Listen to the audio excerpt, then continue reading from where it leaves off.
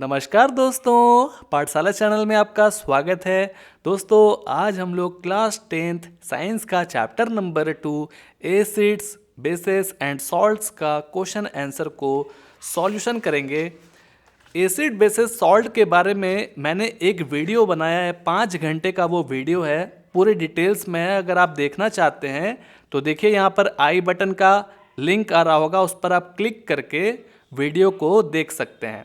Exercise में ज़्यादा questions नहीं है, 15 क्वेश्चंस दिए गए हैं और ये तुरंत सॉल्यूशन हो जाएगा। अगर आपको एसिड्स बेसिस और सॉल्ट के बारे में थोड़ा सा भी जानकारी है तो भी मैं आप लोगों को इस तरह से बताऊंगा, यहाँ पर आपको समझ में आ जाएगा। ठीक है, चलिए फर्स्ट नंबर क्वेश्चन को पढ़ते हैं। कह रहा है a solution turns red litmus blue, its pH is likely to be. एक कोई सॉल्यूशन है, मान लीजिए एक शीशा का बीकर है, उसके अंदर सॉल्यूशन है। अब वो सॉल्यूशन के अंदर हम रेड लिटमस पेपर को डालेंगे। ठीक है, उस सॉल्यूशन के अंदर जैसे ही डाले ना, डालने के बाद बाहर निकाले तो वो रेड से ब्लू में कन्वर्ट हो गया। ठीक है, उसका जो कलर है लिटमस पेपर का वो रेड पहले था। सॉल्यूशन के अंदर जैसे ही मैंने डाला और बाहर निकाला तो देखा मैंने कि कलर चेंज हो गया, ब्लू कलर हो गया। तो बोल रहा है कि उस सॉल्यूशन का पीएच कितना होगा। देखिए पीएच क्या होता है, हम लोग पढ़ चुके हैं कि पीएच एक स्केल होता है नापने का, एसिड बेसिस और न्यूट्रल नापने का एक स्केल होता है। कहता है कि 0 से लेकर के 6 तक एसिड नेचर का होता है। 0 यानी कि स्ट्रॉन्ग एसिड, एकदम हाईएस्ट स्ट्रॉन्ग एसिड, और 1 जो है वो बताता है गैस्ट्रिक एसिड, यानी कि हमारे पेट के अंदर जो एसिड होते हैं हाइड्रोक्लोरिक एसिड, उसको यहाँ पर रिप्रेजेंट कर रहा है। ठीक है, मैंने एक एग्जांपल दिया। इसी तरह से नींबू का जो जूस होता है उसका जो एसिड का नापने का है तरीका वो 2 है। जैसे जैसे हम इधर जाते जाएंगे उस तरह से एसिड कमजोर होते जाएगा। इधर सबसे स्ट्रांग रहेगा और ये सबसे वीक एसिड है 6 नंबर का। और जो 7 नंबर है इसको हम लोग न्यूट्रल कहते हैं। न्यूट्रल मतलब पानी जैसे क्या होता है, न्यूट्रल होता है। और उसी तरह से हमारे खून में ब्लड है ना, मतलब कि हमारे शरीर में ब्लड है, तो उसको भी हम लोग 7 से डिनोट करते हैं। ठीक है, जो न्यूट्रल रहेगा वो 7 रहेगा, यानी कि ये बीच वाला है। 14 का बीच क्या होगा, 7। और इसी तरह से हम 8, 9, 10 जैसे इधर इधर जाते जाएंगे।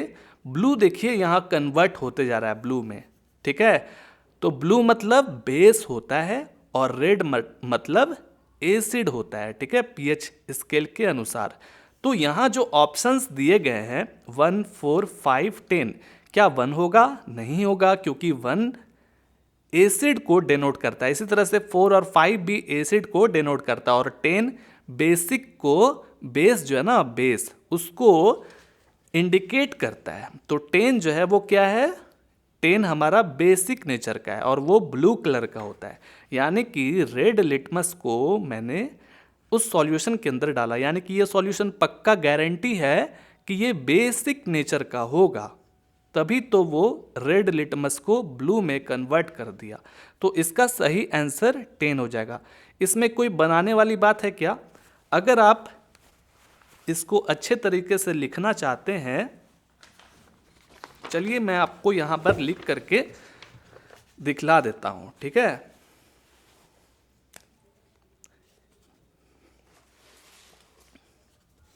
इसमें फर्स्ट नंबर क्वेश्चन में आप इस तरह से लिख दीजिएगा कि the solution is basic, it's pH is likely 10। तो 10 इसका सही आंसर हो जाएगा। अब सेकेंड नंबर में देखते हैं। सेकेंड नंबर क्वेश्चन में कहता है कि a solution react with crushed egg shell to give a gas that turn lime water milky, the solution contains. देखिए कह रहा है कि एक सॉल्यूशन है, मान लेते हैं ये सॉल्यूशन एक शीशा के ग्लास में है। ये सॉल्यूशन के बारे में ही आपको बताना है कि ये सॉल्यूशन है क्या, NaCl है, HCl है, LiCl है कि KCl है, ठीक है। इन चारों में से कोई एक ही है, तो उसका पता आपको लगाना है कि उस शीशे के ग्लास के अंदर इन चारों में से कौन है। तो कहता है कि ये जो सॉल्यूशन है उसके अंदर हम अंडे के जो छिलके होते हैं, ध्यान से सुनिएगा, आपने अंडे के छिलके देखे हैं वाइट कलर के, कभी ना कभी तो देखा ही होगा दोस्तों। अंडा को जब आप छीलते हैं, कोई भी अंडा को जब आप छीलते हैं तो उसमें से वाइट रंग का पपड़ी जैसा निकलता है दोस्तों, देखे होंगे आप। तो उसी छिलके के बारे में यहाँ पर बोला जा रहा है। अब उस छिलके को एक सॉल्यूशन के अंदर डाला गया है और जैसे ही डालते हैं रिएक्शन होता है, और रिएक्शन करने के बाद एक गैस रिलीज कर रहा है। क्या कर रहा है? एक गैस रिलीज कर रहा है, ध्यान से सुनिएगा। अब वो गैस के बारे में यहाँ नहीं बोला जा रहा है कि कौन सा गैस है, वो आपको पता लगाना है। तो बोल रहा है कि एक गैस रिलीज हो रहा है और फिर रिएक्शन करने के बाद वो जो सॉल्यूशन है वो लाइम वाटर मिल्क यानी कि दूधिये कलर का वो जो सॉल्यूशन है वो बन गया है, ठीक है। तो आपके पास ऑप्शंस दिया गया है। ये जो NaCl है यानी कि ये क्या होता है? ये सोडियम क्लोराइड है, यानी कि घर में हम लोग जो यूज करते हैं नमक, टाटा सॉल्ट या और भी कंपनी का आप देखे होंगे, 30-40 रुपये का आप जो ले करके आते हैं, वही NaCl का यहाँ जिक्र किया जा रहा है। तो जरा आप सोचिए कि नमक वाला पानी में आप अंडे के छिलके को डाल देंगे, सोचिए ना जरा, तो क्या वो उसमें से रिएक्शन होगा क्या? सोचिए जरा, नमक डाल दिए पानी में और अंडा का छिलका भी डाल दिया, तो कभी कोई रिएक्शन होगा और वाइट रंग का वो बन जाएगा क्या? नहीं ना बनेगा दोस्तों। LiCl ये क्या है? लिथियम क्लोराइड, ये भी एक सॉल्ट है। ये क्या है? KCl पोटेशियम क्लोराइड, ये भी एक सॉल्ट है। लेकिन जो HCl है हाइड्रोजन क्लोराइड यानी कि हाइड्रोक्लोरिक एसिड भी कहते हैं इसको, तो ये सॉल्ट नहीं है दोस्तों, ये क्या है? एसिड है। तो ध्यान से सुनिएगा, एसिड के अंदर आप अंडे के छिलके को डाल देंगे तो बहुत तेजी से रिएक्शन करेगा, ठीक है ना। तो जो अंडा का छिलका है वो क्या चीज़ से बना रहता है? हम यहाँ पर आपको दिखलाते हैं। जैसे अंडा है, मान लीजिए, इसके ऊपर का जो छिलका होता है ना, ये क्या चीज़ से बना हुआ रहता है? ये बना रहता है कैल्शियम कार्बोनेट से। कैल्शियम, जो हमारा दांत है ना, दांत भी हमारा कैल्शियम कार्बोनेट से बना हुआ रहता है। चूना भी कैल्शियम कार्बोनेट से बना हुआ रहता है, ठीक है। तो कैल्शियम कार्बोनेट का फॉर्मूला होता है CaCO3। ध्यान से सुनिएगा, CaCO3 को हम क्या किए? हाइड्रोक्लोरिक एसिड के साथ मिक्सचर कर दिए, तो ये रिएक्शन कर जाएगा दोस्तों। तो मैंने इसको यहाँ एक जगह लिख दिया है समझाने के लिए, तो आ गया समझ में दोस्तों। यहाँ पर हम आपको लिख के समझा दिए हैं। आप ऐसा करिए, आप अपने कॉपी में एक जगह लिख लीजिए, जो अंडा का छिलका है उसके अंदर कैल्शियम कार्बोनेट होता है और हम हाइड्रोक्लोरिक एसिड के साथ यानी कि एसिड के साथ ही ये रिएक्शन करेगा, ठीक है ना। और Ca जो है वो H को डिस्प्लेस कर देगा, डिस्प्लेस उसके जगह से इसको हटा देगा। क्यों हटाता है? क्योंकि हाइड्रोजन से ज़्यादा पावरफुल कैल्शियम है, यानी कि रिएक्टिविटी सीरीज में जो है कैल्शियम ज़्यादा रिएक्टिव मेटल है हाइड्रोजन के मुताबिक। तो जो ज़्यादा हाईली रिएक्टिव मेटल होता है वो कम रिएक्टिव मेटल जैसे हाइड्रोजन को हटा देता है उस जगह से, ठीक है। तो Ca इस पर आ जाएगा। ये सब मैंने बताया है केमिकल रिएक्शन एंड इक्वेशंस में कि फॉर्मूला कैसे बनते हैं। यहाँ पर भी आपको समझाऊंगा, कोई बड़ा चीज़ नहीं है। तो ये फिर क्या हुआ? CaCl2 हो गया, ठीक है।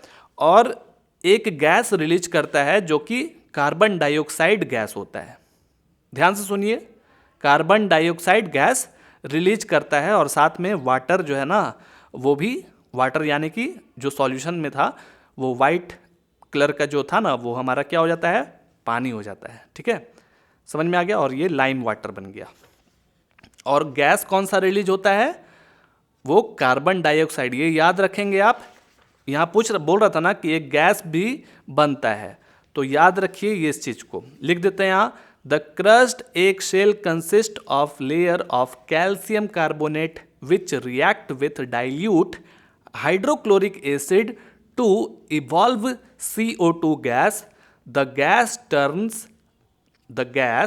Turns lime water milky. जब भी CO2 गैस रिलीज होता है तो ये जो वाटर है ना वो कैसा बन जाता है? वाइट कलर का, मिल्की कलर का बन जाता है। अब यहाँ मैंने हिंदी में एक हाईलाइट पॉइंट 2 तरह का लिखा है, जो कि इस क्वेश्चन में अगर मान लीजिए जरूरत तो है ही, ऐसा भी होता है एग्जाम में कि घुमा करके पूछ देता है। तो ये सब जो मैंने लिख करके आपको समझाया है ये आपको काफ़ी काम में आएगा। इसी क्वेश्चन से रिलेटेड और भी क्वेश्चन पूछा जा सकता है। तो मैंने ये बताया है कि कोई कार्बोनेट, ध्यान से सुनिए, कोई कार्बोनेट एसिड के साथ मिलता है तो रिएक्शन करता है। तो जैसे ये कैल्शियम कार्बोनेट था, तो कैल्शियम के साथ क्या था? कार्बोनेट था, ठीक है ना। तो ये कार्बोनेट एसिड के साथ ही रिएक्शन करता है, ना कि सॉल्ट के साथ। तो जो सॉल्ट है वो NaCl है, LiCl है, KCl है, ये सब क्या है? सॉल्ट है। और सॉल्ट के साथ कार्बोनेट रिएक्शन नहीं करता है, और रिएक्शन करने के बाद बिल्कुल भी गैस तो रिलीज होता ही नहीं है दोस्तों। तो हमने यहाँ लिख दिया है कि ये सब सॉल्ट है, ये तीनों सॉल्ट्स हैं। अंडे के छिलके सॉल्ट से रिएक्शन करके कोई गैस नहीं बनाते। तो ये सब चीज़ आपके दिमाग में रहना चाहिए, काफ़ी उपयोग का चीज़ है। अगला सवाल देखते हैं, उसमें क्या कह रहा है। ध्यान से आराम से पढ़ेंगे, मात्र 15 क्वेश्चन है। 10 ml of a solution of NaOH। NaOH का मतलब होता है सोडियम हाइड्रोक्साइड, ठीक है। 10 ml of a solution of sodium hydroxide is found to be completely neutralised by 8 ml of a given solution of hydrochloride. If we take 20 ml of the same solution of sodium hydroxide, the amount HCl solution, bracket में यहाँ लिख दिया है the same solution as before। जैसा कि आपने पहले ये जो गिवन देखा है उसी तरह से यहाँ पर भी वर्क करेगा। आपको अगर समझ नहीं आ रहा है कोई बात नहीं, मैं बार बार यहाँ समझाऊंगा। Required to neutralise it will be. देखिए यहाँ मेन चीज क्या है, न्यूट्रलाइज मतलब हम लोग जानते हैं, अगर नहीं भी जानते तो जान लीजिए कि जो एसिड होता है, एसिड और बेस, इनको आपस में रिएक्शन कराया जाए, रिएक्शन करने के बाद क्या बन जाता है? ये न्यूट्रलाइज हो जाता है, यानी कि पानी बन जाता है दोस्तों। इसका pH स्केल क्या हो जाता है? 7। समझ में आ गया? आ गया समझ में? तो आप देखे होंगे कभी ज़्यादा एसिड डाल दिए, मान लीजिए सपोज डैट बहुत ज़्यादा एसिड डाल दिए और उसमें बहुत तिनका सा बेस डाल दिए, तो क्या होगा? रिएक्शन तो करेगा लेकिन ज़्यादा मात्रा क्या रहेगा? एसिड का मात्रा रहेगा, इधर पूरे तरीके से न्यूट्रलाइज नहीं होगा। मतलब कहने का तात्पर्य यह है कि अगर आपने एसिड जिसका पावर मान लेते हैं बहुत ज़्यादा पावर है, जैसे 7 पावर है, तो इधर बेस भी जो है ना वो 7 पावर का होना चाहिए, यानी कि दोनों का पावर बराबर होना चाहिए। जब आपस में ये रिएक्शन होगा तो ये क्या हो जाएगा? कट जाएगा, 7 में से 7 इस तरह से ऐसे करके कट जाएगा। ऐसे समझिए जब आप बड़े हो जाएंगे, चाय ज़्यादा पिएंगे या फिर आपका दिनचर्या बैड हैबिट्स का हो जाएगा, मतलब टेंशन ज़्यादा लेंगे आप, सोएंगे नहीं टाइम पर, मोबाइल ज़्यादा देखोगे आप, तो होगा क्या कि आप 25 साल 30 साल के जैसे ही उम्र पार करने लगोगे तो आपके सीने में जलन काफ़ी होगा, पेट में भी जलन होगा। तो ये क्या होता है? इसको कहते हैं हम लोग एसिडिटी। क्या कहते हैं? एसिडिटी।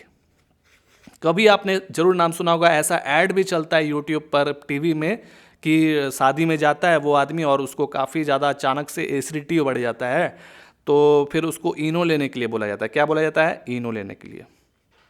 तो ये जो इनो है वो क्यों ले रहा है? और तुरंत रिएक्शन होता है, देखते होंगे बोलता है काम करे मात्र 6 सेकंड में। तो ऐसा क्यों बोलता है पता है आपको?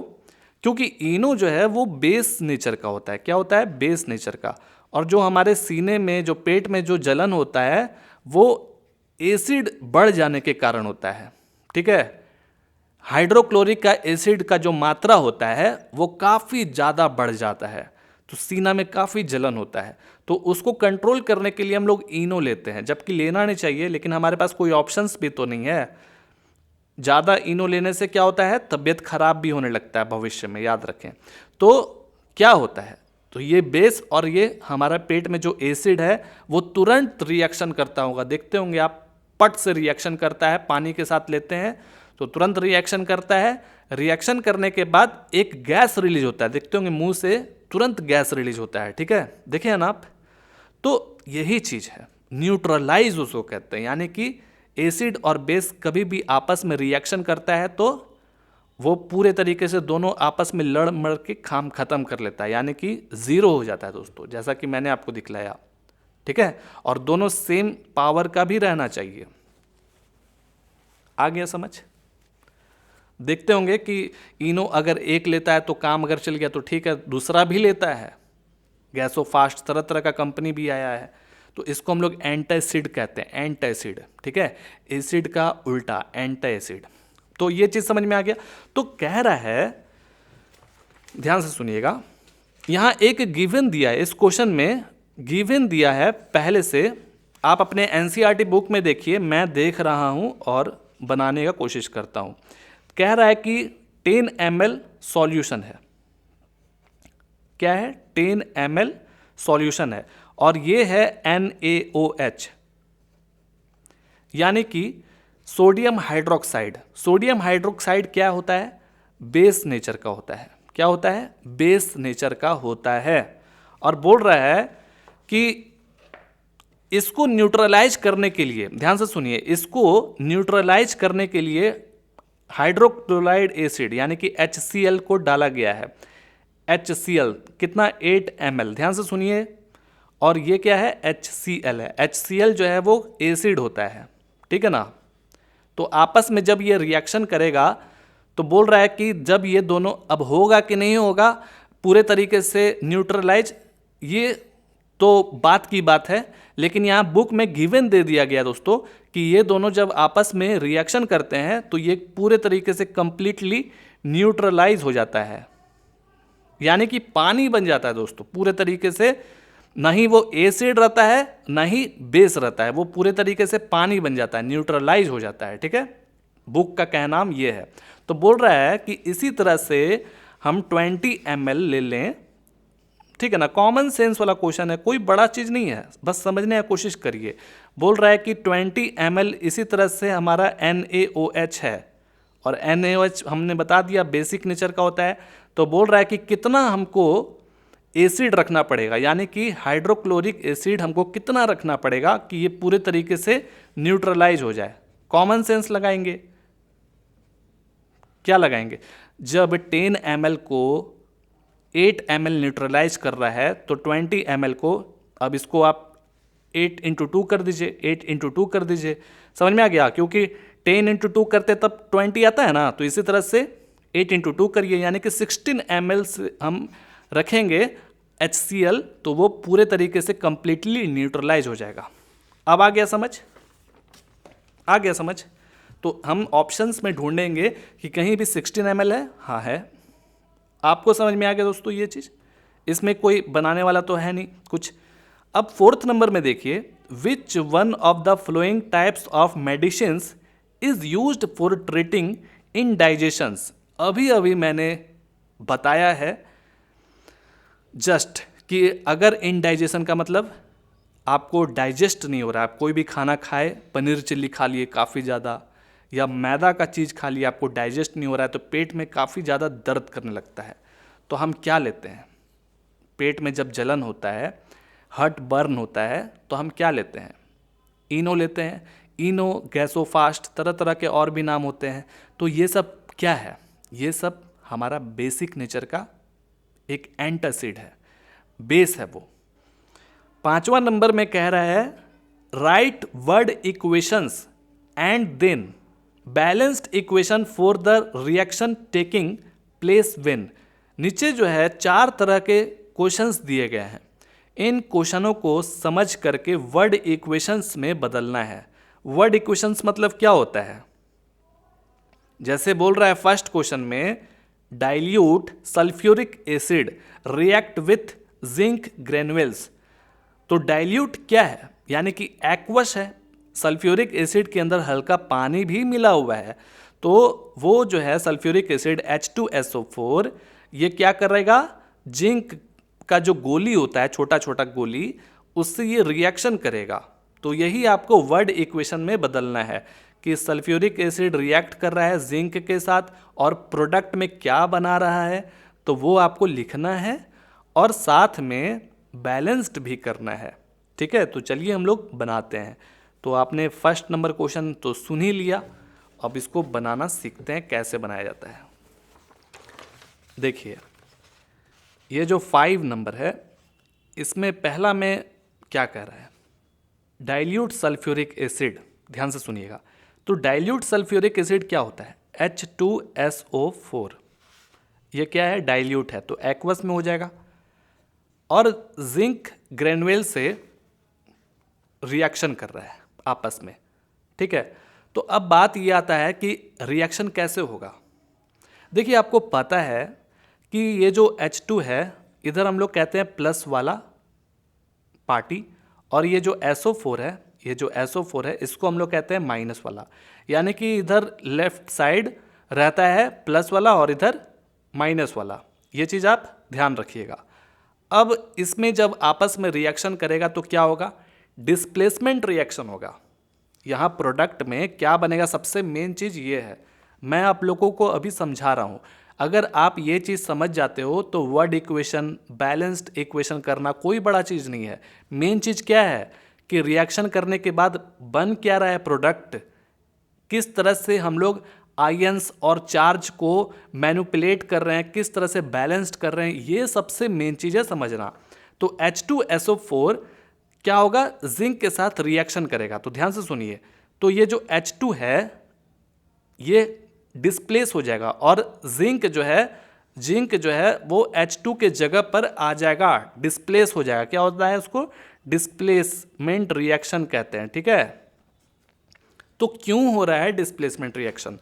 रिएक्टिविटी सीरीज के अनुसार, आप लोग को मालूम होगा शायद, रिएक्टिविटी सीरीज के अनुसार क्या होता है?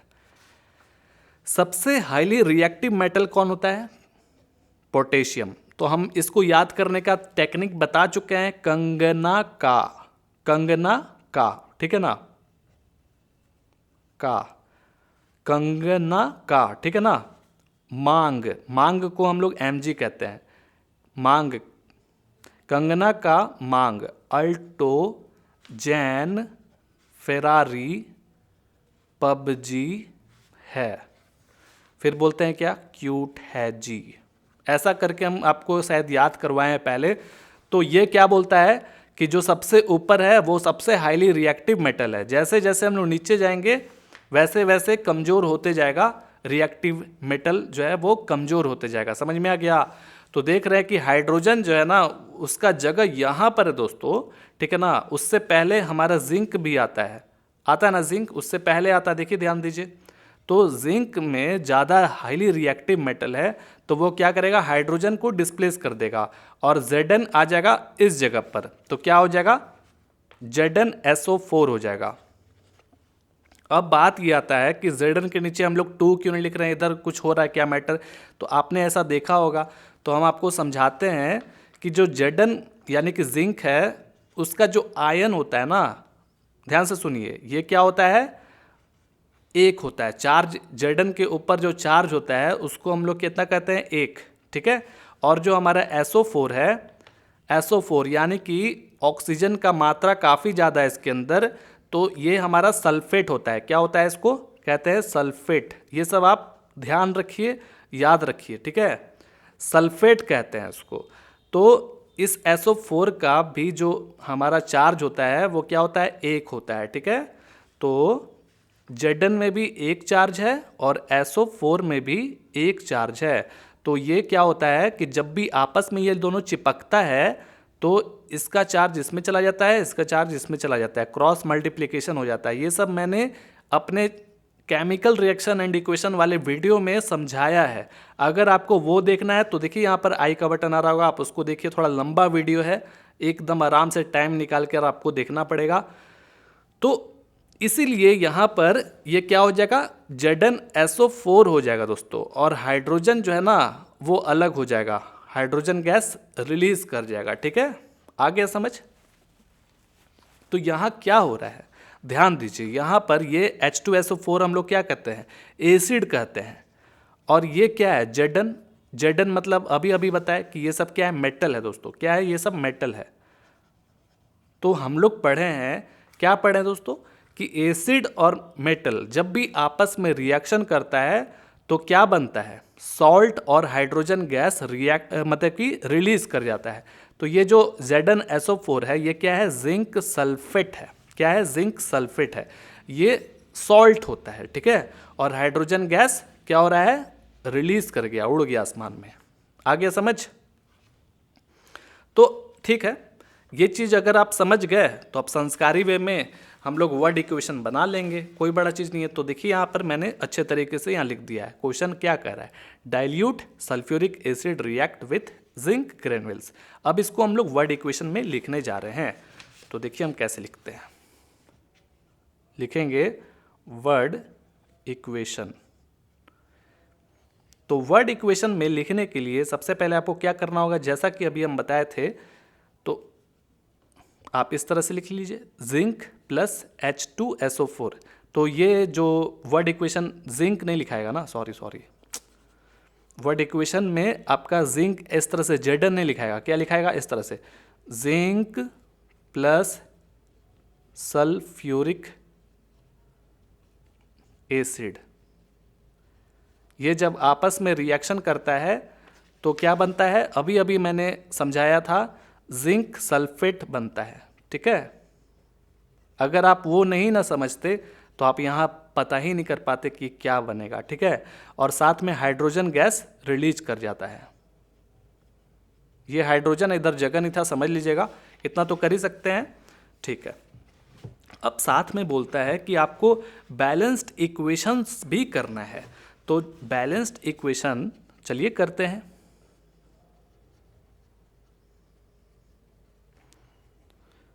तो बैलेंस्ड जब भी करते हैं तो जिंक को हम लोग क्या लिखते हैं, Zn लिखेंगे। ठीक है, Zn।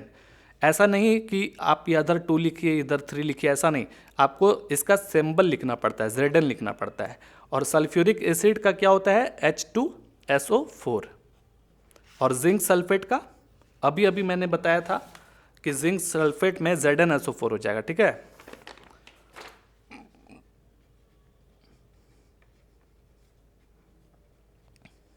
अब बैलेंस्ड कैसे होता है, ध्यान से देखिए। बैलेंस्ड में सबसे पहले हमारा काम ये होता है कि जितना इधर है, जितने एलिमेंट्स हैं, जैसे यहाँ पर एलिमेंट्स हैं जिंक, हाइड्रोजन, सल्फर, ऑक्सीजन, ये सब क्या है, एलिमेंट्स हैं। और ये पूरा चिपक के क्या बन गया है, कंपाउंड। ठीक है, ये क्या है, एलिमेंट्स है दोस्तों। तो हमें यहाँ देखना है कि सारे एलिमेंट्स जितने लेफ्ट साइड हैं उतने राइट साइड भी होने चाहिए। तो जैसे Zn हम देख रहे हैं कि इधर एक है, उधर भी एक होना चाहिए, हाँ है एक, सही है। हाइड्रोजन 2 पीस है, इधर भी हाइड्रोजन 2 पीस है, बहुत अच्छी बात। सल्फर एक सल्फर, 4 ऑक्सीजन 4 ऑक्सीजन, ये पूरे तरीके से बैलेंस्ड है। इसमें कहीं भी 1 2 4 आगे लगाने की जरूरत नहीं है, जहाँ हमको जरूरत दिखेगा वहाँ हम लगाएंगे। चलिए आगे देखते हैं। तो ये समझ में आ गया, वेरी वेरी इजी क्वेश्चन था। अब इसको देखते हैं। हम पहले क्या करेंगे कि रफ में एक जगह बनाएंगे, तभी हमको समझ में आएगा। कह रहा है इसमें कि dilute hydrochloric acid react with magnesium ribbon. ये आप चैप्टर नंबर 1 में भी पढ़े हैं। कह रहा है कि हाइड्रोक्लोरिक जो एसिड है ये क्या है, डाइल्यूट है, यानी कि एक्वस में है। तो मैग्नीशियम रिबन जो है ना वो सॉलिड होता है। मैग्नीशियम को अगर आप आग लगा देंगे ना तो इतना तेजी से वो जलेगा, आप उसमें कुछ भी करिएगा तब भी नहीं बुझेगा। वो पानी में भी डाल दीजिएगा तो और ज़्यादा तेजी से जलेगा। ठीक है ना। तो मैग्नीशियम रिबन जो है ना वो सॉलिड शेप का होता है, ठीक है। तो इसको आपस में रिएक्शन कराना है। पहले तो आप इसके धरातल बेसिक नेचर पे जाइए। HCl मतलब एसिड, ये क्या है, मेटल है। तो हमने आपको बता दिया कि एसिड और मेटल आपस में रिएक्शन करेगा तो क्या बनता है, सॉल्ट और हाइड्रोजन गैस रिलीज करता है, ठीक है ना। तो यहाँ क्या बनेगा, देखिए अभी रिएक्टिविटी सीरीज हम पढ़ाए थे आपको, तो Mg जो है ना हाइड्रोजन से कई ज़्यादा है, इसका हाईली रिएक्टिव मेटल है। तो ये क्या करेगा, Mg जो है ना वो हाइड्रोजन को हटा देगा, डिस्प्लेस कर देगा, ठीक है, क्योंकि ये ज़्यादा ताकतवर है, इसको पीट के हटा देगा। तो MgCl के बगल में आ जाएगा, ठीक है, समझ में आ गया, ऐसा कुछ है। तो Cl का जानना है, Cl मतलब क्लोरीन, कहीं कहीं इसको क्लोराइड भी कहा जाता है। तो क्लोरीन जो है ना इसका मेन नाम क्लोरीन है। अब आप इसको कोई भी मेटल के साथ जोड़ देंगे, क्लोरीन को मेटल के साथ जोड़ देंगे तो ये क्लोराइड हो जाता है, ठीक है। तो यहाँ ये जो हाइड्रोजन है ये भी एक मेटल ही है दोस्तों, तो हाइड्रोजन क्लोराइड हो जाता है, समझ में आ गया। चलिए तो फिर Mg जो है ना वो यहाँ पर आ जाएगा, तो कैसे होगा समझते हैं। देखिए Mg का जो चार्ज होता है वो +2 का होता है और क्लोरीन का जो चार्ज होता है वो -1 का होता है। तो जब आपस में ये दोनों चिपकेगा तो क्रॉस मल्टीप्लिकेशन हो जाएगा, यानी कि 2 इसके साथ चला जाएगा और 1 इसके साथ चला जाएगा, ठीक है, समझ में आ रहा है ना, ऐसा कुछ। तो Mg जो है वो प्लस का है तो इधर रहेगा लेफ्ट साइड, और Cl जो है ना माइनस का है तो राइट साइड रहेगा। अब बात यह आता है कि इसके नीचे सफिक्स में क्या क्या लिखेंगे। तो Cl जो है ना Cl के साथ 2 चला गया है तो ऐसा हो जाएगा, और ये 1 आप 1 लिखे चाहे नहीं लिखे बात बराबर है, तो यानी कि ये MgCl2 बन जाएगा, ठीक है। तो हम लिखेंगे MgCl2। और ये जो हाइड्रोजन गैस है, हाइड्रोजन गैस कैसा होता है, H2 होता है, याद रखिएगा, और ये रिलीज कर जाएगा। बस आप ये समझ गए तो आराम से आप बना सकते हैं। समझ में आ गया दोस्तों। तो इसको हम लोग क्या कहते हैं, क्लोराइड कहते हैं, ठीक है, क्लोराइड मतलब मैग्नीशियम क्लोराइड। क्या आप लिख सकते हैं, चलिए लिख देते हैं। वर्ड इक्वेशन में क्या होगा, जो डाइल्यूट हाइड्रोक्लोरिक एसिड है, यानी कि मैग्नीशियम और हाइड्रोक्लोरिक एसिड यानी कि HCl, ठीक है। देखिए हम फिर से ऐसे लिख दिए, ऐसे नहीं लिखना है, बार बार लिख दे रहे हैं ऐसे। तो वर्ड इक्वेशन में क्या करेंगे हम लोग, मैग्नीशियम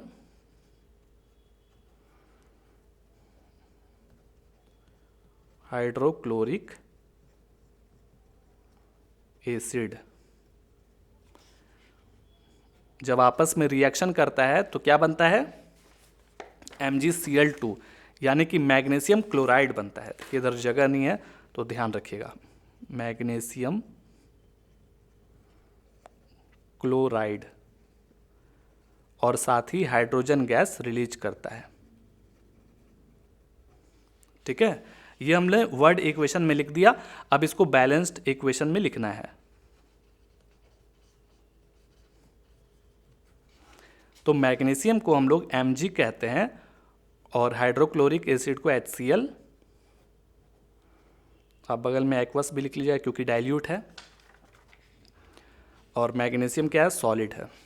चलिए तो मैग्नीशियम क्लोराइड यानी कि MgCl2 हाइड्रोजन गैस, ये दोनों रिलीज करेगा। आगे समझ में, ये रिलीज कर जाएगा हाइड्रोजन गैस। तो इस तरह से लिखना था। अब बात यह आता है क्या ये बैलेंस्ड है, तो मैग्नीशियम इधर एक है, इधर भी एक है, बैलेंस्ड है। और क्लोरीन यानी कि क्लोराइड है, ये अभी ये क्या है, एक है, यहाँ पर 2 है, तो इसके आगे 2 रख के अब बैलेंस्ड करेंगे, यानी कि 2Cl इधर 2Cl इधर, 2H इधर है 2H इधर है। अब पूरे तरीके से ये बैलेंस्ड हो चुका है, समझ में आ गया। यानी कि जितने भी एलिमेंट्स हैं लेफ्ट साइड उधर भी राइट साइड होने चाहिए। अब पूरे तरीके से ये बैलेंस्ड है। आगे बढ़ते हैं। देखिए अगला सवाल में 5वां का सी में कह रहा है कि dilute sulphuric acid react with aluminium powder, ठीक है।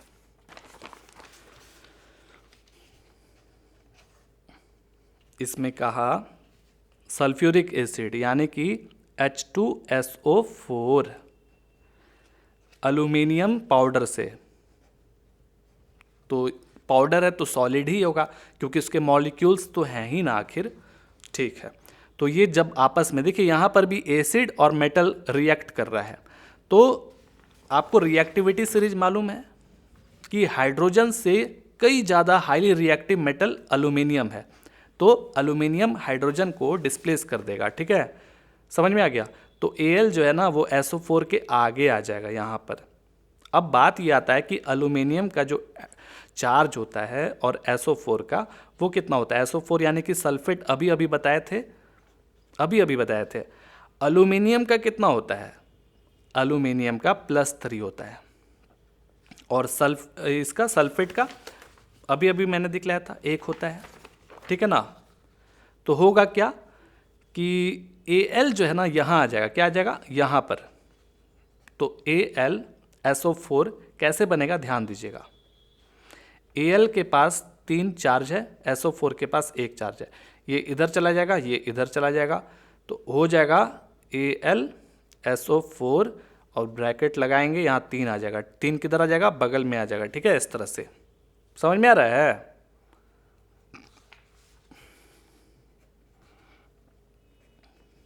अगर ये सब चीज़ आप समझ जाते हैं, आपको इतना आसान ये लगेगा ना कि आप कभी ज़िंदगी में नहीं बोलेंगे, और हाइड्रोजन गैस अलग हो जाएगा, उड़ जाएगा आसमान में। ठीक है, बस यही तो है, और कुछ तो करना नहीं था। देखिए 5वां का सी में हम लोग को पहले वर्ड इक्वेशन में लिखना है, इसको वर्ड इक्वेशन में लिखते हैं। वर्ड इक्वेशन में हम लोग लिखेंगे कि भाई जो सल्फ्यूरिक एसिड है वो एल्यूमिनियम के साथ रिएक्ट कर रहा है, तो लिखेंगे ऐसे aluminium plus sulphuric acid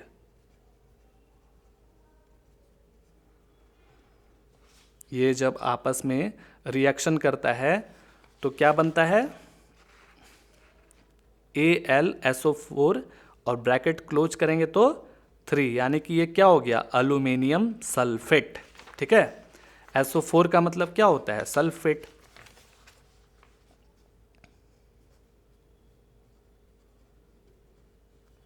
aluminium sulphate,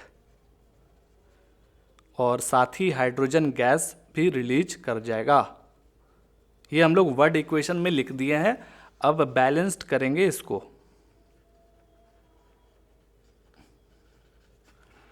balanced equation में एल्यूमिनियम को क्या कहते हैं, Al कहते हैं, H2SO4 सल्फ्यूरिक एसिड को, ये क्या है, डाइल्यूट है तो एक्वस में हो जाएगा। एल्यूमिनियम सल्फेट अभी अभी मैंने दिखलाया था, ये होता है, लिख देते हैं,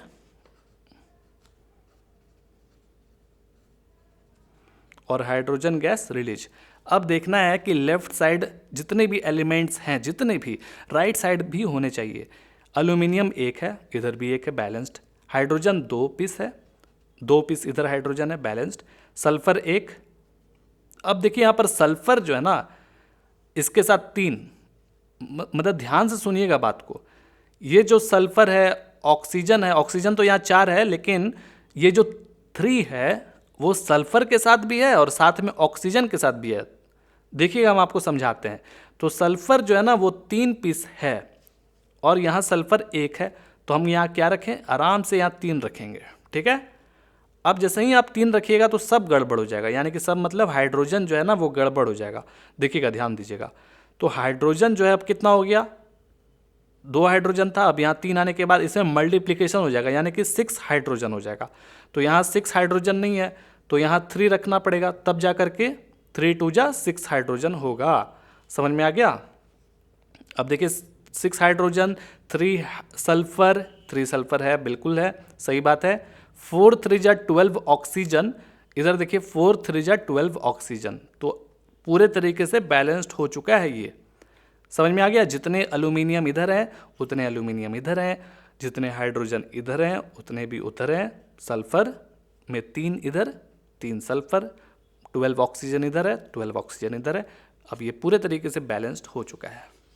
अब इसी तरह से dilute hydrochloric acid react with iron filings. ठीक है, तो इसमें चलिए समझते हैं डी में क्या कह रहा है। हाइड्रोक्लोरिक एसिड जो है उससे रिएक्ट कर रहा है आयरन फिलिंग। ध्यान से सुनिएगा, आयरन को क्या कहते हैं? आयरन को Fe कहा जाता है, ठीक है, फेरस भी कहते हैं इसको। तो यहाँ जो आयरन फिलिंग है वो कैसा शेप का होता है? सॉलिड होता है। तो रिएक्टिव मेटल में हाइड्रोजन ज़्यादा होता है पावरफुल या फिर फेरस ज़्यादा होता है? देखिए, हाइड्रोजन से ज़्यादा पावरफुल फेरस होता है।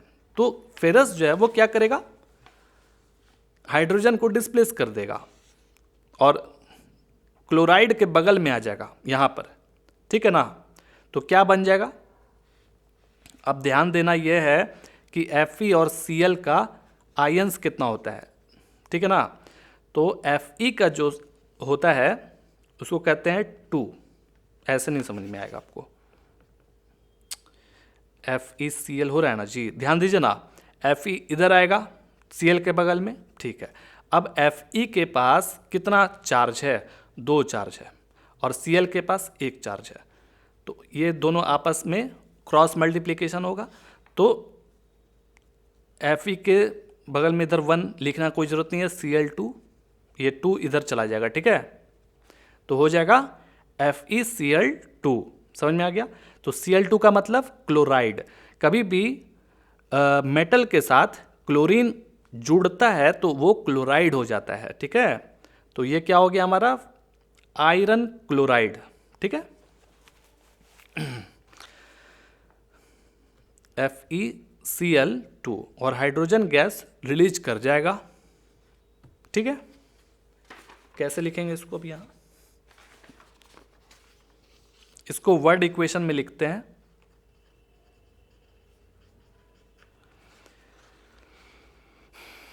आयरन फिलिंग यानी कि Fe जो कि सॉलिड शेप का होता है, ये S हमने लिखा है सॉलिड, आप सिर्फ Fe भी लिख सकते हैं।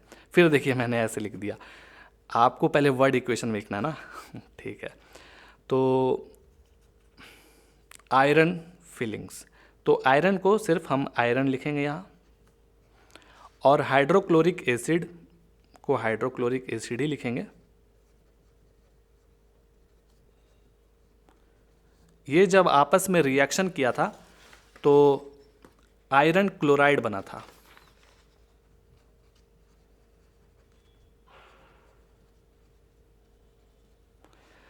साथ में हाइड्रोजन गैस रिलीज किया था। अब हम बैलेंस्ड इक्वेशन में लिख देंगे।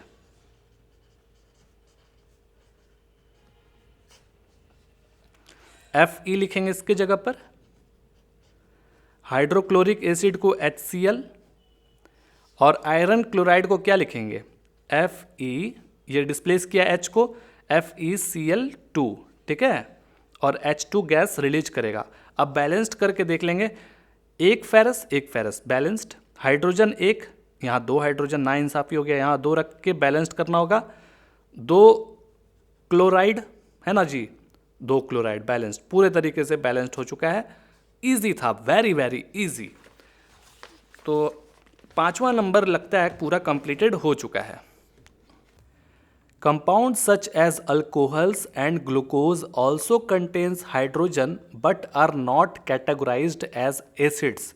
Describe an activity to prove it. कह रहा है कि अल्कोहल और ग्लूकोज एक कंपाउंड होते हैं और इसके अंदर हाइड्रोजन भी होते हैं।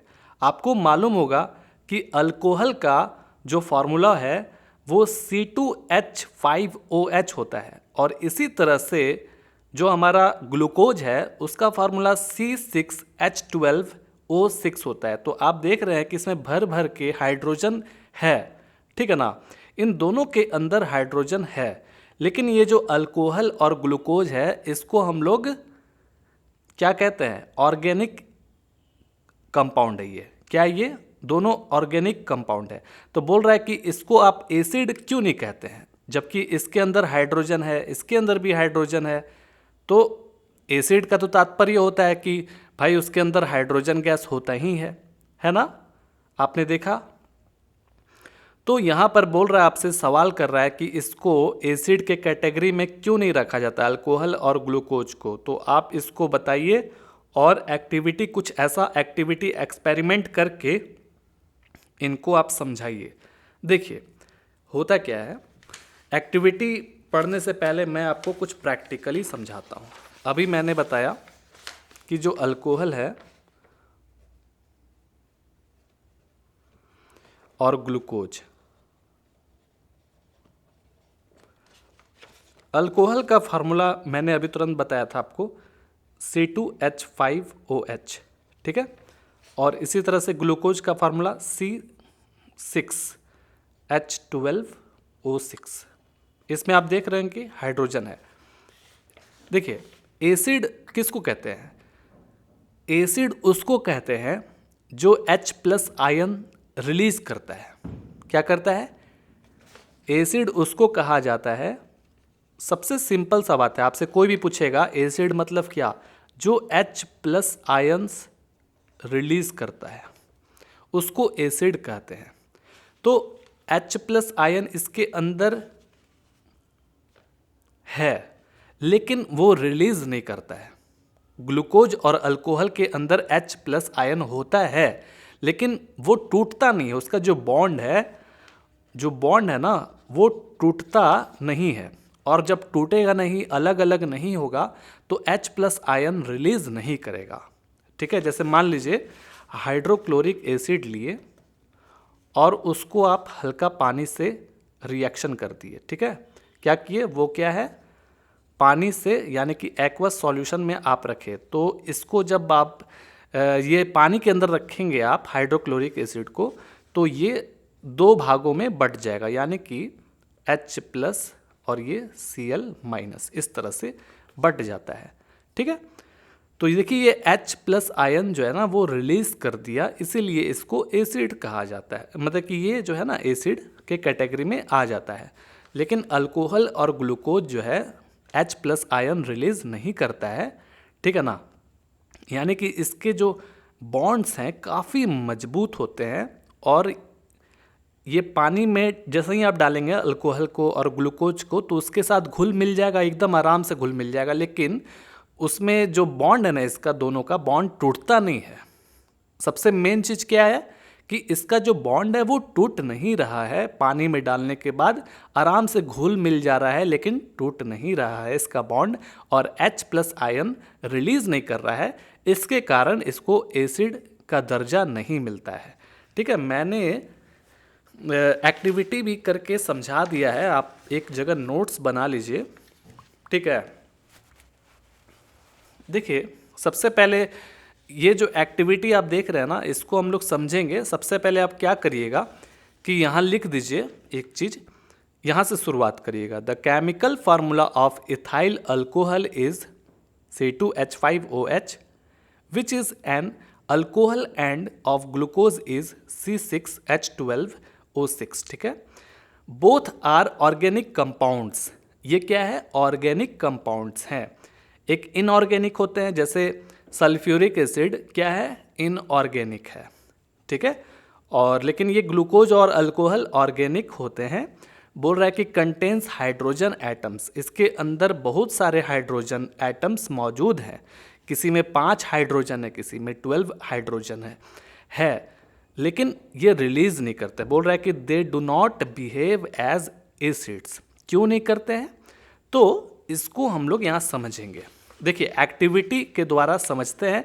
एक ग्लास का हम लोग कप ले लिए, उसके अंदर 2 किल रबड़ कॉर्क से, या क्या रबड़ का चीज़ है, कोई भी रबड़ का आप रख लीजिए, उसके अंदर धंसा दीजिए किल को दोनों तरफ, ठीक है। इससे क्या होगा कि ये और ये टच नहीं होगा, समझ में आ रहा ना, इसीलिए इसको रबड़ के द्वारा किया गया है। और इसके चारों तरफ क्या किया गया है, ग्लूकोज का सॉल्यूशन। ग्लूकोज एक एग्जाम्पल हम लोग ले रहे हैं, आप इसी तरह से अल्कोहल का भी ले सकते हैं। मैंने यहाँ पर ग्लूकोज का एक एग्जाम्पल लिया है, ठीक है। तो ये सब जो आप पानी जैसा देख रहे हैं, इसके अंदर ग्लूकोज सॉल्यूशन दिया हुआ है, ठीक है। आगे समझ, आप ऐसे समझिए कि ग्लूकॉन डी खाते हैं ना, गर्मी में अभी खा ही रहे होंगे, तो पानी के अंदर ग्लूकॉन डी को डाल दिए और 2 लोहा का कील को या रबड़ क्या कोई भी चीज़ में ऐसे गाड़ दिए, ठीक है। तो हो क्या रहा है कि ये जो बुलबुला जैसा आप जो देख रहे हैं ये ग्लूकोज सॉल्यूशन है, आगे समझ। और ये लोहा का किल है। अब इसमें क्या किए कि वायर के थ्रू, यानी कि इसको मान लीजिए ये प्लस का है और ये माइनस का है, ठीक है, मान लीजिए। और ये क्या है, ये हमारा बैटरी है, ठीक है, और एक स्विच है, बल्ब यहाँ लगा दिए हैं। अब आप ऐसे समझ लीजिए कि इसमें से, बैटरी में से हम करंट को जैसे ही गुजारेंगे तो क्या होगा कि ये बल्ब नहीं जलेगा। क्यों नहीं जल रहा है? क्यों नहीं जल रहा है पता है? क्योंकि ये जो चीज़ है, यानी कि जो दोनों किल है ना, इसमें कोऑर्डिनेट नहीं हो रहा है। तो कोऑर्डिनेट कौन कराता है? इसमें जो ग्लूकोज का जो सॉल्यूशन है उसको कराना चाहिए था। आ रहा है समझ में? लेकिन ये दोनों को ये कांटेक्ट नहीं करा पा रहा है। क्यों नहीं करा पा रहा है? क्योंकि इसके अंदर H+ आयंस जो है ना वो नहीं है। करंट का फ्लो तभी होता है जब H+ आयंस, मतलब आयंस में होना चाहिए, प्लस और माइनस में होना चाहिए, तभी जाकर के वो करंट का फ्लो होता है, ठीक है। H+ आयन जब रिलीज करता ना तब जाकर के ये करंट का फ्लो होता, ठीक है। तो यहाँ एक्टिविटी को मैंने थ्योरी में समझाया है कि इन ए ग्लास बीकर, ये क्या है, ग्लास बीकर है, take a dilute solution of glucose, glucose के साथ पानी हमने मिला दिया, यानी कि डाइल्यूट उसको कर दिया। Fix small nails of iron in A rubber cork and place the cork in the beaker, ठीक है। जो मैंने अभी समझाया है उसी को इंग्लिश में यहाँ लिखा है। Connect the nails to the terminal of a 6 volt battery, ठीक है, थ्रू ए बल्ब, यानी कि इसके प्लस माइनस का जो 2 किल है ना उसको हमने 6 वोल्ट के बैटरी से कनेक्ट कर दिया और साथ ही में बल्ब को टेस्टिंग करने के लिए रखा है कि ग्लो कर रहा है कि नहीं बल्ब। तो वही देखना चाहते हैं। Switch on the current, the bulb will not glow, मतलब कि स्विच को ऑन किया गया तो मैंने क्या देखा कि बल्ब जल नहीं रहा है, ग्लो नहीं कर रहा है। This so that the electric current has not passed through the glucose solution, मतलब आपने क्या देखा कि जो करंट है, इलेक्ट्रिक का जो करंट है, इस सॉल्यूशन से करंट जो है ना वो पास नहीं कर रहा है, ठीक है। As the current is carried by the movement of ions, जैसा कि अभी हमने बताया था कि करंट का मूवमेंट आयन के द्वारा ही होता है, ठीक है। This shows that in solution glucose has not given any H+ ions, glucose जो है H+ आयंस बिल्कुल भी नहीं देता, ये एकदम कंजूस जैसा होता है। इसके पास हाइड्रोजन तो है, काफ़ी ज़्यादा हाइड्रोजन है, लेकिन ये अपना हाइड्रोजन नहीं देता है, रिलीज नहीं करता है, ठीक है।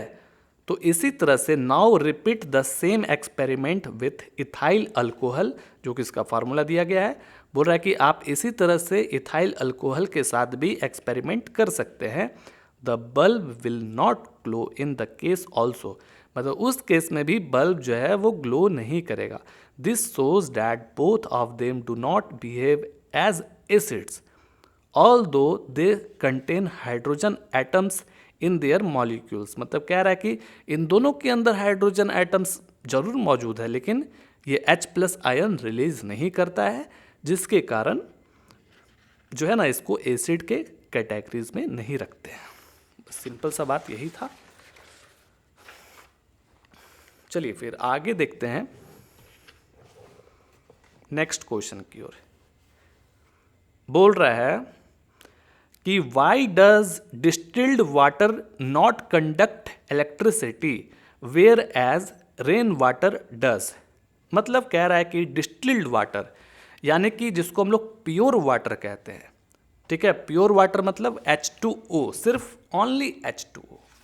तो बोल रहा है कि डिस्टिल्ड वाटर जो है वो इलेक्ट्रिसिटी को कंडक्ट क्यों नहीं करता है, यानी कि उसके अंदर हम कोई भी तार को डाल देंगे और डिस्टिल्ड वाटर को छुएंगे तो हमको करंट नहीं मारेगा। पानी के अंदर हम करंट कितना भी करंट डाल दें और पानी को हम छुएंगे तो हमको करंट नहीं मारेगा। क्यों नहीं करंट मारेगा? क्योंकि देखिए डिस्टिल्ड वाटर क्या होता है जानते हैं, इमेजिन करिए, मैं जो आपको अभी समझाने जा रहा हूँ आप अपने दिमाग में इमेजिन करिए। क्या करिए कि एक पानी ले लीजिए, टैप वाटर आराम से निकाल के एक टोपिया में, ठीक है, कंटेनर में, लोहा का या जो भी स्टील का, उसको आप गैस चूल्हा पर रख करके उसको आप बर्न करिए। थोड़ी देर बाद वो बॉइलिंग होने लगेगा, उसके ऊपर आप ढक दीजिए, कोई भी थाली उली से ढक दीजिए। ढकिएगा ना तो उसका जो वेपर है, यानी कि जो भी वाटर वेपर उड़ेगा, आसमान में उड़ता है ना, तो वो आसमान में उड़ने मत दीजिएगा, उसको थाली पर जब चिपकेगा और थोड़ी देर बाद वो ठंडा हो जाएगा ना, तो फिर से वो पानी बन जाता है। तो उसी पानी को डिस्टिल्ड वाटर कहते हैं, यानी कि प्योर H2O कहते हैं। समझ में आ गया? ऐसे टैप वाटर के अंदर मैग्नीशियम, कैल्शियम, सॉल्ट, ये सब रहते हैं, ये सब सारे मिनरल्स मौजूद होते हैं। और ये सब जो मिनरल्स होते हैं ये करंट को कैरी करते हैं, यानी कि एक दूसरे से ट्रांसफ़र करते हैं, तो इसलिए हम लोगों को करंट मार देता है। ठीक है, टैप वाटर में अगर हम करंट लगा दें तो हम छुएंगे तो हमको करंट मार देगा। करंट इसलिए मारता है ना क्योंकि उसके अंदर मिनरल्स होते हैं, सॉल्ट होते हैं। ठीक है, तो जब आप गर्म करते हैं तो जो मिनरल्स और सॉल्ट होता है वो नीचे रह जाता है और एवोपरेट होकर के जो भास्प बनता है ना, तो वो ही हमारा जो है भास्प, वो फिर से ठंडा जब होता है तो पानी का रूप में बदल जाता है। तो वो ही पानी को डिस्टिल्ड वाटर कहा जाता है यहाँ पर। ठीक है, तो मैंने यहाँ पर लिख दिया है, चलिए और डिटेल्स में आपको समझाते हैं। प्योर वाटर यानी कि डिस्टिल्ड वाटर, जिसको हम लोग H2O कहते हैं, तो कह रहा है कि distilled water is a very weak electrolyte and does not dissociate into ions, it does not conduct electricity. मतलब जो H2O है वो तो बिल्कुल H2O है, प्योर H2O है, लेकिन वो इलेक्ट्रोलाइट नहीं होता है, उसके अंदर H+ आयंस बिल्कुल भी रिलीज नहीं करता है। H+ आयन जब तक रिलीज नहीं करेगा तब तक वो करंट को कैरी नहीं करेगा, यानी कि करंट उस पर फ्लो बिल्कुल भी नहीं हो सकता है। करंट फ्लो होने के लिए H+ आयन रिलीज होना पड़ेगा ही पड़ेगा, तभी जाकर के होगा। या तो फिर उस वाटर के अंदर कोई मिनरल्स होने चाहिए, कोई धातु होने चाहिए, तभी जाकर के करंट फ्लो कर सकते हैं। जैसे मान लीजिए कि जैसे मैंने आपको अभी बताया डिस्टिल्ड वाटर किस तरह से बनता है, ठीक है ना। तो डिस्टिल्ड वाटर के अंदर हम फिर से अगर नमक डाल दें, घरेलू नमक डाल दें, ठीक है, या फिर कुछ ऐसा फास्फोरस डाल दें, पाउडर डाल दें उसका, या मैग्नीशियम पाउडर डाल दें, तो वो फिर से क्या हो जाएगा, डिस्टिल्ड वाटर नहीं रहेगा। अब वो बन जाएगा करंट को फ्लो करने के लिए एक माध्यम बन जाएगा। उसके अंदर जो है ना आयंस में बट जाएंगे, ये सब जितने भी मिनरल्स हैं, सॉल्ट हैं, ये सब आयंस में बट जाएंगे और करंट को फिर ये फ्लो कर सकते हैं। तो H2O जो है ना वो क्या होता है, H2O यानी कि प्योर वाटर, डिस्टिल्ड वाटर, ठीक है, वो क्या करता है कि H+ आयन रिलीज नहीं करता है, जिसके कारण करंट फ्लो नहीं कर रहा है। सबसे मेन चीज़ क्या है कि H2O जो है ना वो उसका बॉन्डिंग टूट नहीं रहा है, H+ आयन वो बना नहीं पा रहा है, रिलीज नहीं कर रहा है, इसीलिए करंट फ्लो नहीं कर पा रहा है। ठीक है, मैंने आपको बता दिया दो चीज़। करंट फ्लो तभी करेगा जब उसके अंदर हम सॉल्ट डालेंगे या कोई मिनरल्स डालेंगे, तभी जा कर के वो फ्लो करेगा करंट। तो बोलता है कि however rain water contains some dissolve acids. देखिए ध्यान दीजिए, अब एक पहले हम आपको समझा देते हैं, फिर उसके बाद यहाँ पढ़ देंगे। ठीक है, तो होता क्या है कि शुरुआत में जो बादल, जैसे आसमान में जो बादल आप देखते हैं वो भी एक डिस्टिल्ड वाटर ही होता है, लेकिन जैसे जैसे वो नीचे गिरता है, पानी बरसता है ना, जब ज़मीन की ओर गिरता है तो हवा में काफ़ी तरह के oxygen, carbon dioxide, sulphur gas, तरह तरह के गैस होते हैं। ध्यान से सुनिएगा, तरह तरह के गैस होते हैं। तो ये सब जो गैस होते हैं ये गुड कंडक्टर ऑफ इलेक्ट्रिसिटी होते हैं। ठीक है, तो पानी के साथ ये मिल जाते हैं। आगे समझ में, जैसे कार्बन डाइऑक्साइड गैस होता है, ये पानी के साथ मिल जाता है, तो पानी के साथ जैसे ही मिलेगा तो कार्बोनिक एसिड में कन्वर्ट हो जाता है। क्या में बदल जाता है, कार्बोनिक एसिड में बदल जाता है। और जैसे ही वो एसिड में बदल गया तो हमको पता है कि acid H plus ion release करने में माहिर होता है, ठीक है ना।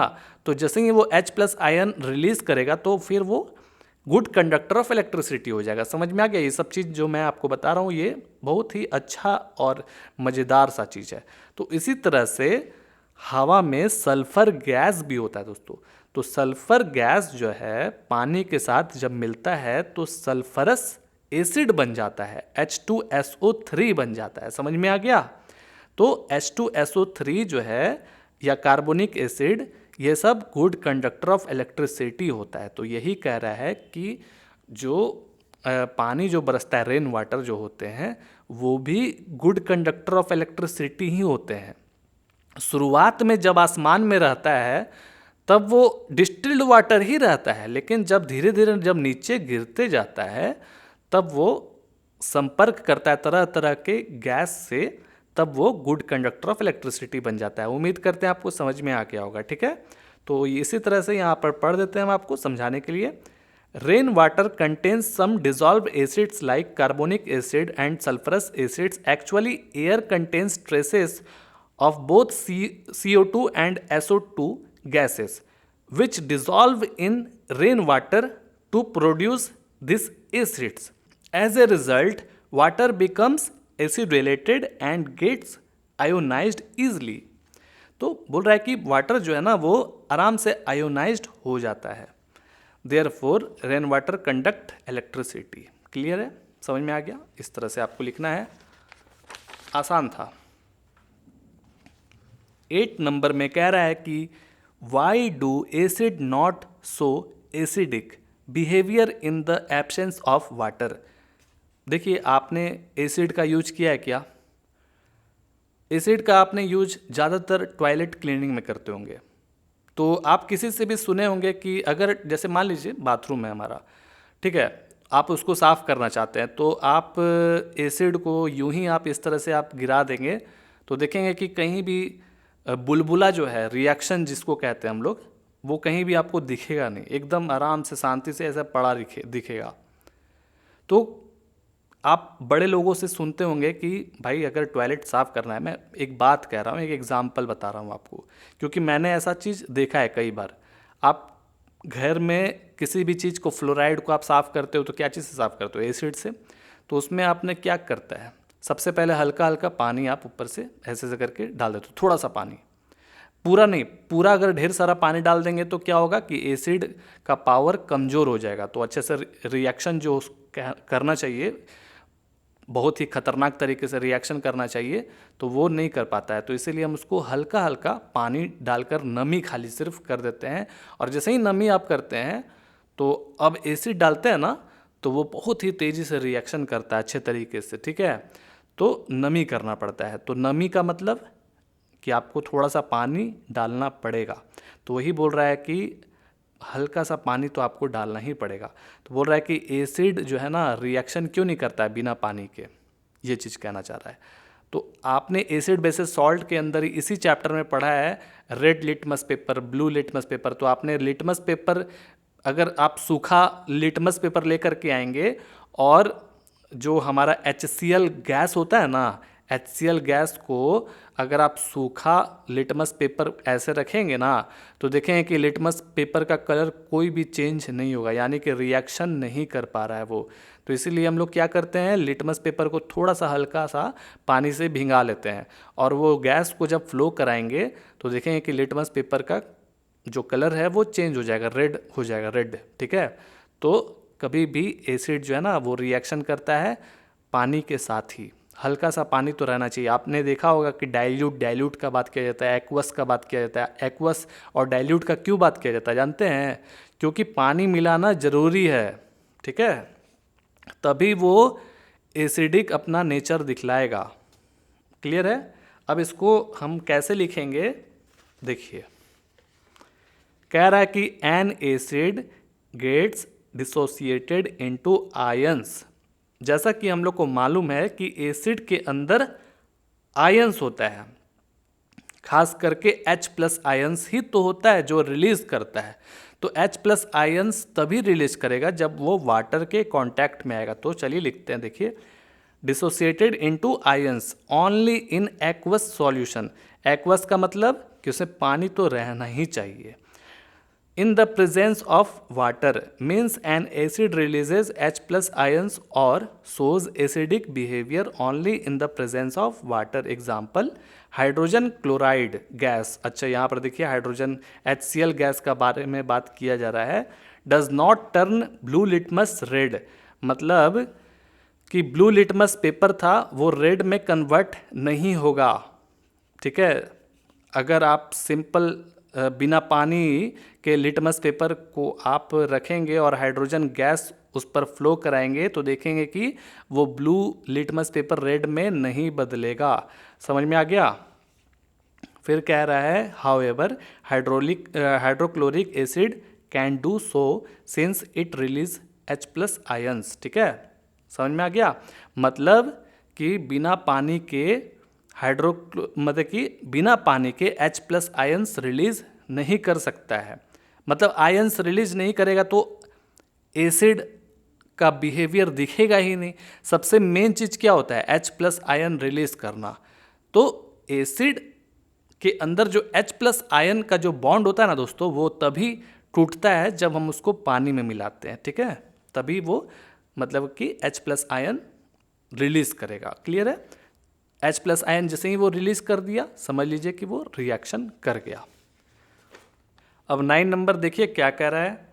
9th नंबर में कह रहा है 5 सॉल्यूशंस ABCD एंड E, मतलब 5 तरह के सॉल्यूशंस हैं, नाम दे दिया गया है ABCDE। When tested with universal indicator सोड pH एज 4, 1, 11, 7, 9, यानी कि ABCDE के पांचों के जो सॉल्यूशन है, जो यूनिवर्सल इंडिकेटर है जिसको हम लोग pH स्केल के नाम से जानते हैं, उसको मैंने यहाँ डाला है इन पांचों सॉल्यूशन के अंदर आराम आराम से। ठीक है, तो मैंने pH स्केल पर देखा कि A का जो pH आ रहा है वो 4 आ रहा है, तो इसका मतलब वो एसिड नेचर का है, ये भी एसिड है। ठीक है, 11 जो है वो बेसिक नेचर का है, 7 जो है वो न्यूट्रल है यानी कि पानी हो सकता है, ब्लड भी हो सकता है, तो 9 क्या है, बेसिक नेचर का है। तो इसी तरह से हम लोग जान रहे हैं।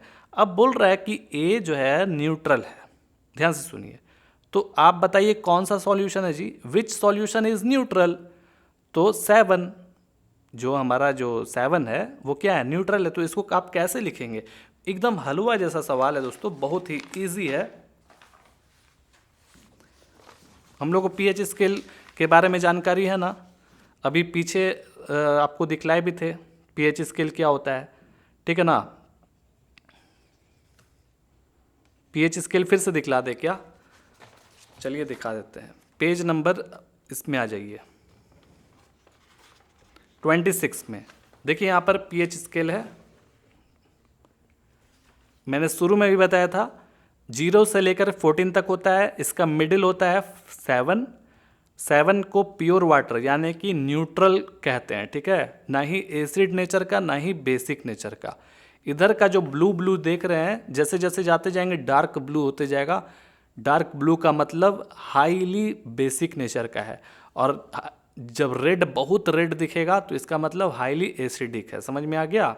इस तरह से आप यहाँ पर देख लीजिए। तो 0, 1, 2, 3, 4 यहाँ पर बता भी रहा है कि लेमन जूस ऐसा होता है, पेट में जो गैस होता है वो 1 नंबर का होता है। ठीक है, प्योर वाटर का 7 होता है, मिल्क ऑफ मैग्नीशिया का होता है 10। इस तरह से सोडियम हाइड्रोक्साइड जो कि बहुत ही खतरनाक बेसिक नेचर का होता है, उसका 14 होता है। ऐसा कुछ बताया जा रहा है, तो आप अपने दिमाग में नोट कर लीजिए। अब मैं यहाँ पर जो ए है उसको लिखने जा रहा हूँ। किस तरह से यहाँ लिखना है देखिए। ए का बोल रहा है कि न्यूट्रल, न्यूट्रल का मतलब 7 होता है। अभी तुरंत हम आपको बताए थे कि न्यूट्रल का मतलब क्या होता है, 7 होता है। तो 7 कौन सा होगा, ABCD, यानी कि ABCD, समझ में आ रहा है ना। तो डी जो है ना वो 7 है, तो न्यूट्रल उसको कहेंगे। इजी, समझ में आ रहा है।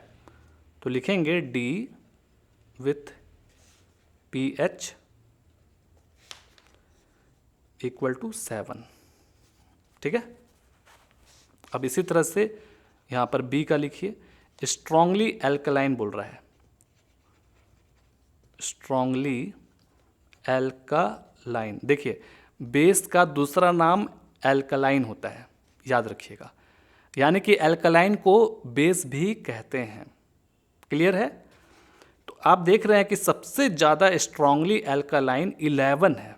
सबसे ज़्यादा कौन है? 11। तो 11 किस में आ रहा है? ए बी सी में आ रहा है। तो लिखेंगे इस तरह से सी विथ pH इक्वल टू 11। समझ में आ गया? समझ में आ गया?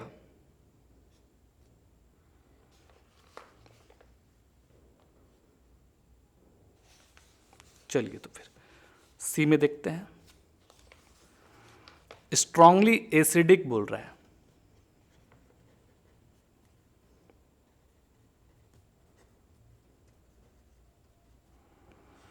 तो एसिडिक यानी कि सबसे कम कौन है? 1 है ना, यानी कि A B C D E, तो बी हमारा क्या हो जाएगा? एसिडिक सॉल्यूशन है, ठीक है, इक्वल टू 1। क्लियर है? और 1 किसका होता है? जो पेट में जो एसिड होता है HCl, उसको कहते हैं 1। अब डी में कह रहा है वीकली एसिडिक, यानी कि कमजोर एसिडिक। जैसे दूध क्या है? वो कमजोर एसिडिक है, एसिड ही है लेकिन वो कमजोर है। देखिए 4 एसिडिक होता है, 11 बेसिक होता है और 7 भी न्यूट्रल होता है, 9 हमारा बेसिक होता है। तो बच रहा कौन है? सिर्फ 4 बच रहा है, 4। ठीक है, तो 4 मतलब दही। ऐसे समझ लीजिए दही जो है ना वो क्या होता है? उसका pH स्केल 4 से लेकर 5 तक होता है। तो हम यहाँ पर लिखेंगे, क्या लिखेंगे?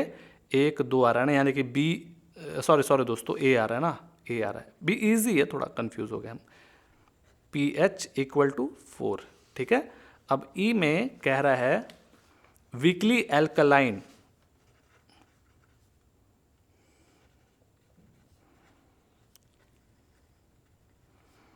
यानी कि एकदम सबसे कमजोर बेसिक नेचर का कौन सा है?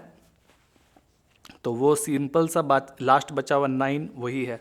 ठीक है, तो लिख देंगे ई। ई क्या है? एक सॉल्यूशन का नाम है, ठीक है, जिसका pH से नापे तो वो क्या है? 9 आ रहा है।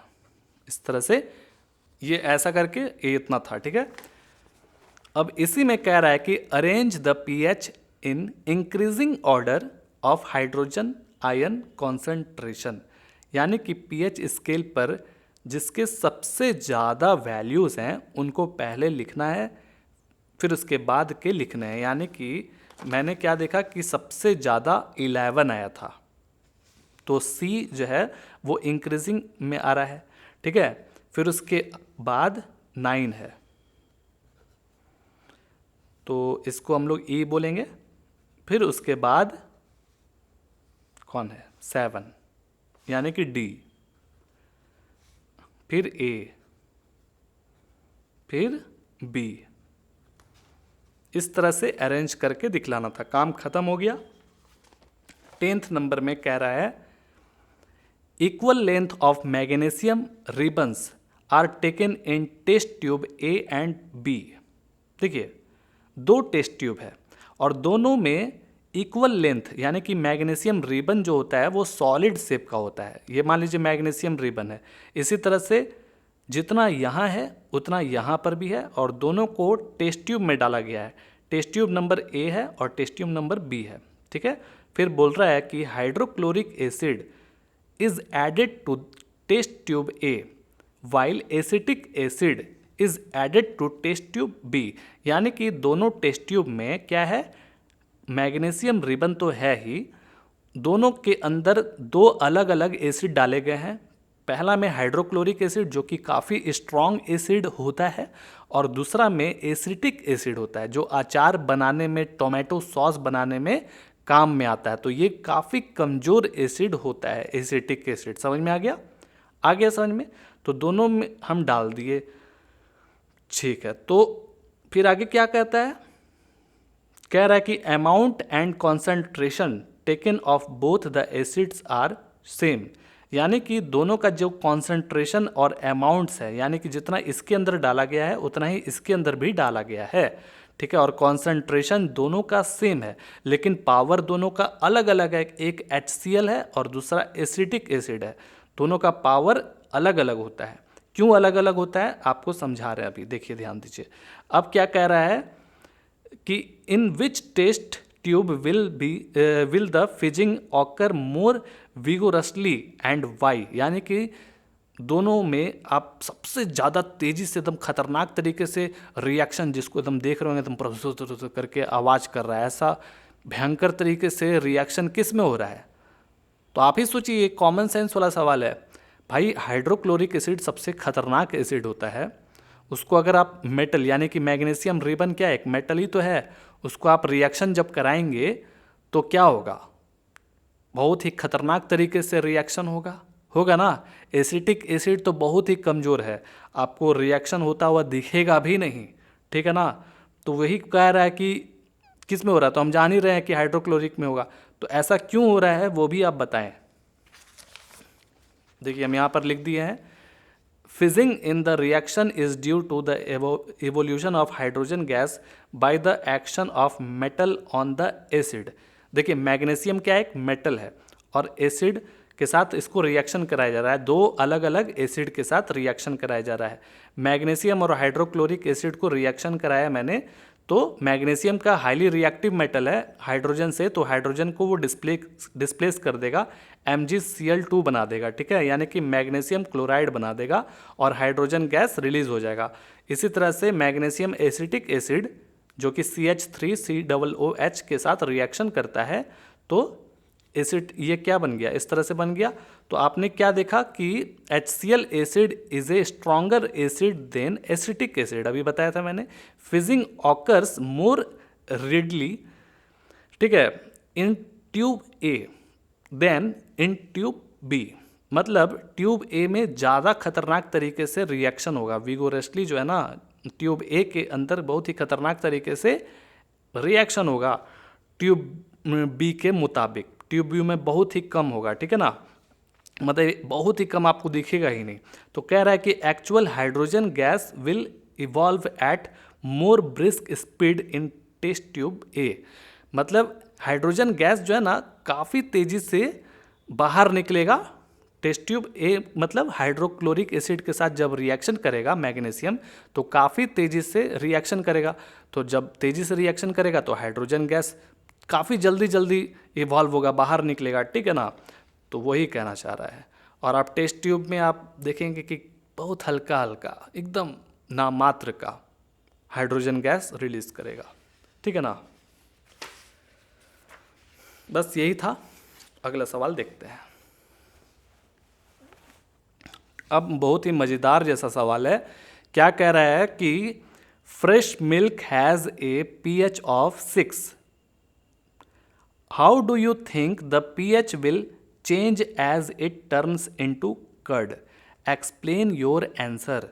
मतलब फ्रेश मिल्क यानी कि अभी अभी कच्चा दूध लेकर के आए, ध्यान दीजिएगा, कच्चा दूध लेकर के आए और उसका जो pH होता है वो 6 होता है।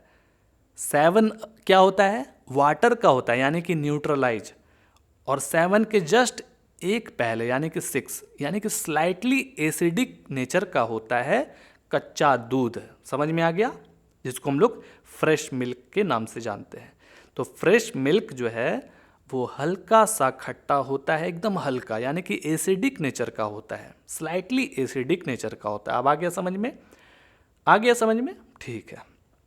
तो बोलता है how do you think the pH will change as it turns into curd. देखिए कर्ड यानी कि दही में बदल कैसे जाता है, ये जो दूध है क्यों बदल जाता है दही में। तो आप दोनों चीज़ खाए हैं क्या, दही और दूध खाए हैं, क्या दोनों का टेस्ट एक जैसा लगता है? नहीं नहीं, ये दोनों का टेस्ट एकदम अलग अलग होता है। दही खाने में काफ़ी ज़्यादा खट्टा लगता है ना, दूध सोना लगता है, यानी कि बहुत ही हल्का खट्टा, बहुत ही हल्का, ठीक है, सोना, न्यूट्रल लगता है लगभग। तो ऐसा क्यों होता है? तो मैं आपको अभी थोड़ा थोड़ा समझाता हूँ प्रैक्टिकली। देखिए होता क्या है कि जब आप दही, मतलब कि दही बनाने का प्रक्रिया क्या होता है, दूध के अंदर बैक्टीरिया होता है, ठीक है। तो दूध के अंदर लैक्टो भी होता है। लैक्टो एक शुगर होता है, यानी कि मीठापन होता है, चीनी जैसा होता है, मीठा। तो जो दूध के अंदर बैक्टीरिया होता है, ठीक है, तो बैक्टीरिया जो है ना वो उस लैक्टो को खाता है। लैक्टो को खाने के बाद अब आप जब खाते हैं या पीते हैं तो क्या आप रिलीज करते हैं कुछ ना कुछ रिलीज तो करते हैं ना कुछ ना कुछ। तो उसी तरह से बैक्टीरिया भी रिलीज करता है। आप कुछ भी बोल सकते हैं, बैक्टीरिया तो रिलीज तो करता है, खाते जाता है, बच्चा भी वहाँ पर अपने और बैक्टीरिया को बढ़ाते जाता है, स्पीड में बढ़ाते जाता है, ठीक है, और खाते जाते हैं लैक्टोज को। तो उसके जो शुगर होते हैं ना, दूध के शुगर को वो खा खा के और साथ में अपने शरीर के अंदर जब वो मीठा को डालता है और जब फिर वापस भी तो कुछ निकालता होगा, निकालता तो होगा नहीं, ऐसा तो नहीं है कि पेट में रख लेता होगा, भर लेता होगा ऐसा पूरा, भाई कुछ ना कुछ तो रिलीज तो करता ही होगा।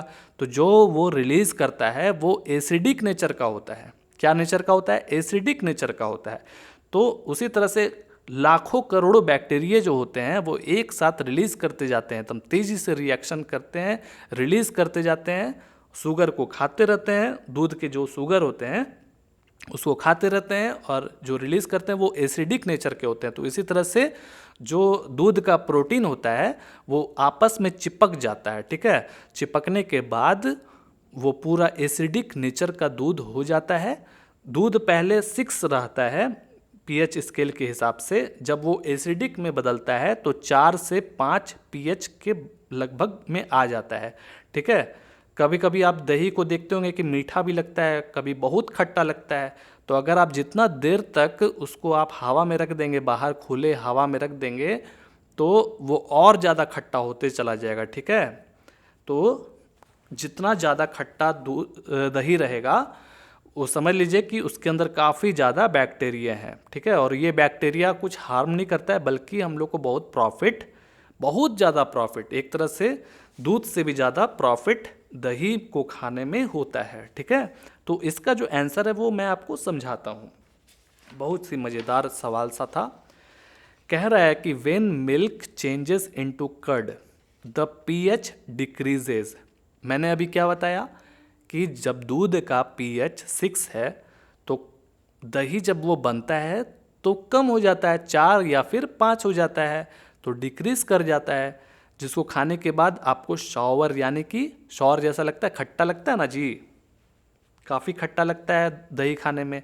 तो ये कह रहा है कि जो लैक्टोज होता है, जिसको हम लोग कार्बोहाइड्रेट के नाम से जानते हैं, दूध के अंदर लैक्टोज होता है, उसको शुगर कहते हैं दोस्तों, ठीक है। ये क्या होता है? मीठा शुगर होता है, ठीक है।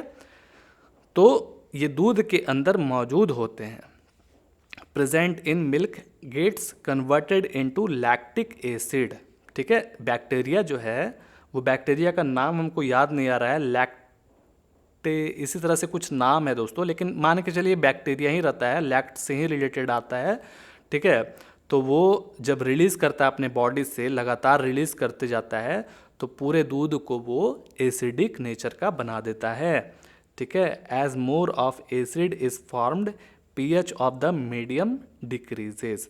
तो इसी तरह से दूध का जो पीएच है वो डिक्रीज कर जाता है और वो एसिडिक नेचर का हो जाता है। इजी था। चलिए फिर आगे देखिए। अच्छा, एक और आ गया दूध से ही रिलेटेड। कह रहा है कि a milkman adds a very small amount of baking soda to fresh milk. देखिए, दूध वाला जो है, जो दूध बेचता है, वो क्या करता है, कभी कभी थोड़े से अमाउंट में बेकिंग सोडा को डाल देता है फ्रेश मिल्क में। देखिए, मैं आपको बता देता हूँ कि जो बेकिंग सोडा होता है वो बेसिक नेचर का होता है, बेसिक नेचर का। आपसे ऐसा सवाल भी पूछा जा सकता है कि आपके पेट में एसिडिटी हो गया है तो आप क्या लेंगे?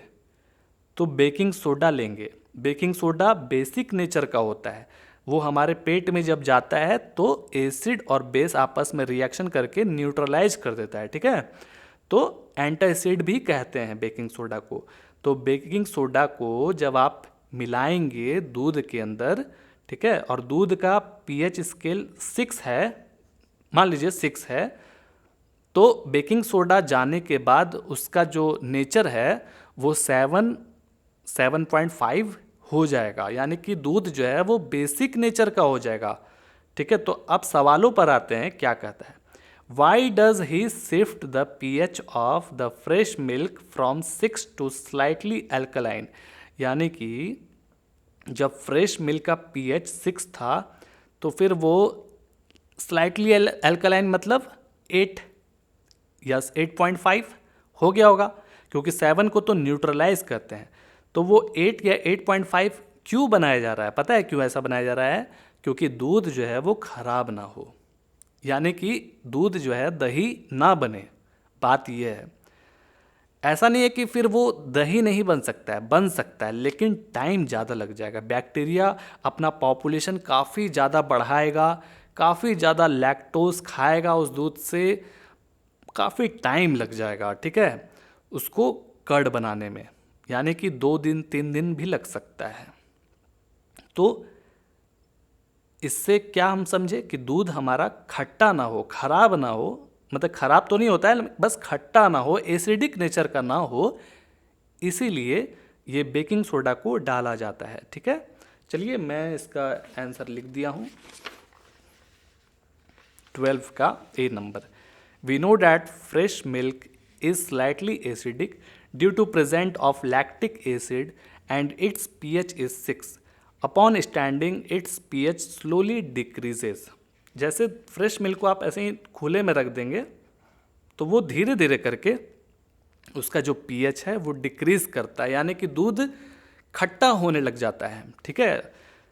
तो इट बिकम्स सॉर, यानी कि खट्टा हो जाता है, since more of acid to released. The purpose of adding baking soda और sodium hydrogen carbonate is to make medium slightly alkaline. The base released will neutralize the effect of lactic acids present in milk. This will check the milk from getting sour, ठीक है। मतलब कह रहा है कि baking soda को इसीलिए डाला जाता है ताकि वो दही ना बने, दूध खट्टा ना हो, उसका पीएच डिक्रीज ना करे। तो आप देखते होंगे पैकेट वाला जो दूध होता है ना, ज़्यादातर इसी मेथड पर काम करता है। जो हमारे घर में आजकल आधा किलो या 1 किलो वाला जो पैकेट अमूल का जो दूध आता है, उसके अंदर यही चीज़ इम्प्लीमेंट किया जाता है दोस्तों, ताकि दूध खराब ना हो, ठीक है। खराब मतलब लैक्टिक, यानी कि दही ना बने, बात यह है। उम्मीद है आपको समझ में आ गया होगा। अब इसी में बी में कह रहा है, why does the milk take a long time to set as curd. तो मैंने अभी अभी बताया था कि भाई ये जो बेकिंग सोडा है फ्रेश मिल्क में डाल देंगे तो क्यों ज़्यादा टाइम लेगा, 2-3 दिन 4 दिन क्यों टाइम लेगा कर्ड बनने में, यानी कि दही बनने में क्यों टाइम लेगा ज़्यादा? क्योंकि इसका जो है नेचर, दूध का नेचर वो स्लाइटली बेसिक हो गया है, एल्कलाइन हो गया है। तो पहले वो धीरे धीरे करके एसिडिक नेचर में बदलेगा, यानी कि पहले वो 8 से 7 की ओर आएगा, फिर 7 से 6 में आएगा, फिर 6 से 5 में आएगा। इसमें टाइम ज़्यादा लग जाएगा। और ये टाइम क्यों लग रहा है? क्योंकि बैक्टीरिया खाते जाएगा, रिलीज़ करते जाएगा। क्या रिलीज़ करेगा? लैक्टिक एसिड रिलीज करेगा दोस्तों, ठीक है। लैक्टिक एसिड हमारे शरीर के लिए बहुत अच्छा होता है, ठीक है, हमारे शरीर के लिए अच्छा होता है, हम लोग के लिए और लोगों के लिए भी अच्छा होता है। तो ये धीरे धीरे करके और कंपाउंडिंग, यानी कि बैक्टीरिया और भी जन्म लेगा, बहुत सारा जन्म लेगा धीरे धीरे करके, तो वो धीरे धीरे करके लैक्टिक एसिड में बदलेगा। पहले फ्रेश मिल्क जो जिसका 6 था उसको दही बनने में ज़्यादा वक्त नहीं लगा, लेकिन पहले वो अब इसमें क्या है कि बेस आ गया है, बेस से पहले वो न्यूट्रलाइज होगा, फिर न्यूट्रलाइज से वो धीरे धीरे करके एसिड बनेगा, फिर और ज़्यादा एसिड बनेगा, तब जा करके दही बनेगा। बात ये है। तो मैंने इसका आंसर लिख दिया है। देखिए बी में, when milk sets as curd it becomes more acidic and pH decreases. In the alkaline medium it takes longer time to achieve acidic medium back so that milk may set as curd. वही चीज़ें जो भी मैंने बताया, बस अपने on language में भी लिख सकते हैं। 13 नंबर में कह रहा है कि प्लास्टर ऑफ पेरिस, जिसको POP कहते हैं, should be stored in A moisture proof container. Explain why. देखिए होता क्या है, प्लास्टर ऑफ पेरिस देखें क्या, आप अपने घर में सीलिंग में जब आप सुंदरता में तरह तरह का डिज़ाइन बनवाते हैं तो वहाँ पर प्लास्टर ऑफ पेरिस यूज होता है, ठीक है। तो बोल रहा है कि उसको मॉइस्चर प्रूफ कंटेनर में क्यों रखा जाता है, तो मतलब पानी अगर चला गया ना POP में तो वो क्या हो जाता है, एक हार्ड बन जाता है, हार्ड सा चीज़ बन जाता है, फिर वो वापस से अपने फॉर्म में नहीं आ पाएगा, मतलब कि रिएक्शन हो जाता है H2O के साथ, और H2O के साथ रिएक्शन करने के बाद वो पुराने अवस्था में नहीं आ पाता है, इसीलिए। तो चलिए यहाँ पर मैंने उसको भी लिख दिया है, समझा दिया है।